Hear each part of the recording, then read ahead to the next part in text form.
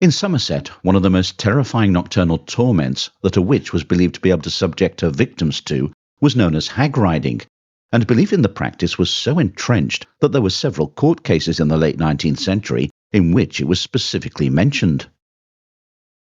The enchantress, so popular superstition held, would enter a victim's bedroom at night, sometimes disguised as a cat, possibly as a toad, but mostly as an unseen entity, and would lie or squat on their chests, paralysing them and rendering them breathless and unable to cry out. Hag riding is in fact still around today, although it is now a recognised medical condition and is known as sleep paralysis, that frightening sensation during falling asleep or waking up when a person, although fully conscious, finds themselves totally immobilized. Sufferers can feel a heavy pressure on their chest and have difficulty breathing.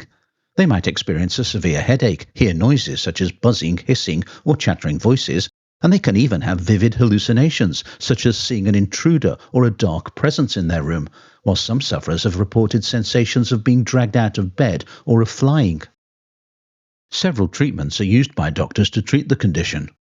Having ruled out other possible disorders, such as post-traumatic stress, night terrors, exploding head syndrome, or nocturnal panic attacks, doctors will offer the patient a variety of remedies that might include counselling, medication, or cognitive behavioural therapy.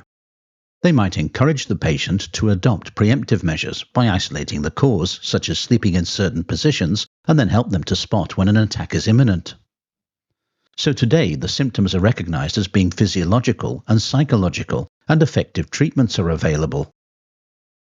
But as far as many 19th century sufferers were concerned, the condition was supernatural in origin, and was seen as a sign of an attack by a demonic force, such as an incubus, a ghost, a harmful fairy, or, in the majority of cases, a local witch, hence the term hag riding.